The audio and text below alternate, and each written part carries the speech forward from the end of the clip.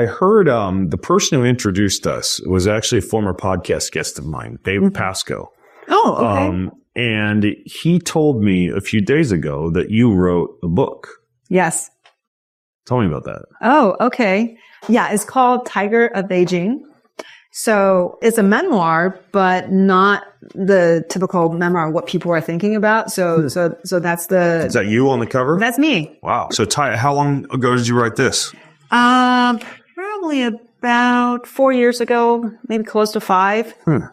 Yeah. So this is only about 3 years of my life. But 3 years. This book is 3 years of your life. Yeah, from age 20 to 22. Yeah. So this is not about health and medicine per se. No. Okay. I was going to write this book as a novel because it's such a good story. Chapter 1, it starts with my visa rejection in Beijing, standing in front of the Beijing American embassy. So you were trying to come to America from China and get a visa to do so. Yeah, I was an architecture student in college, but I wanted to come to America, so I kind of had to switch major in order to get scholarships. And I did everything possible, 18 months of hard work, and I got a scholarship to Clark University. I was excited. My parents, I didn't have much clothes. I didn't have a suitcase. We're going to buy everything after I get my visa, and I got rejected.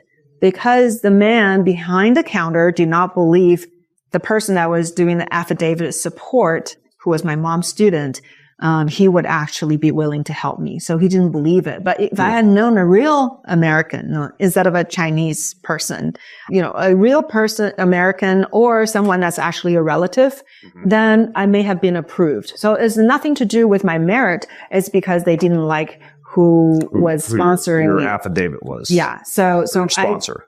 So I was, so the book, really, the story started with that rejection and my anger because of that. The anger kind of fueled me to seek a way out of that.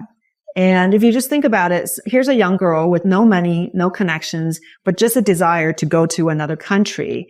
Two of the most powerful governments in the world are making it very difficult. So the Chinese government did not make it easy, and the Americans just said no. So I had to find a way to know an American, find somebody to sponsor me. So that's when I went on a little bit of unconventional adventure to actually know an American person who actually can help me. You didn't know anybody who was American at the time? Wow. Not really. Wow. Yeah, I had to find a way. So I did something that's very unconventional. I took the yellow pages of Beijing.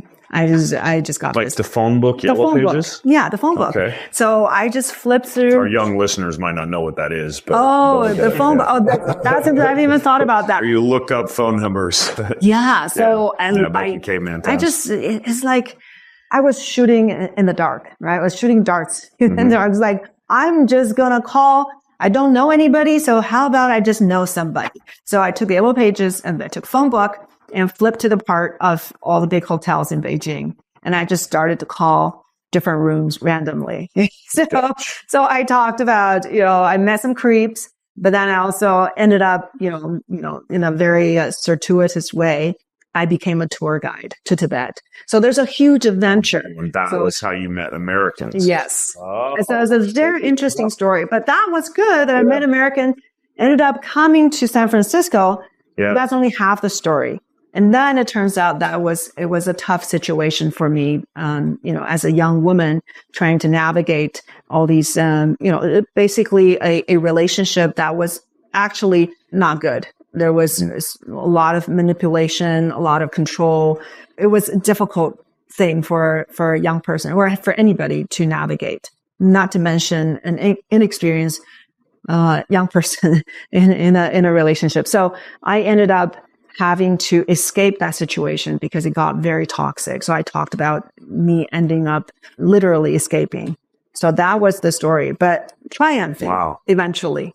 Wow. Yeah. And I'm assuming after that then you got into medicine.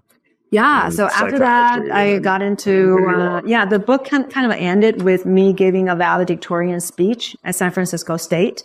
So going from me thinking I was going to be homeless on the streets of San Francisco to actually giving a speech to 10,000 people Wow. Yeah. And Incredible. So the book again is called The Tiger of Beijing. Cool. Tiger of Beijing. I will link to this in the show notes. If you go to bengreenfieldlife.com/joykong, as well as everything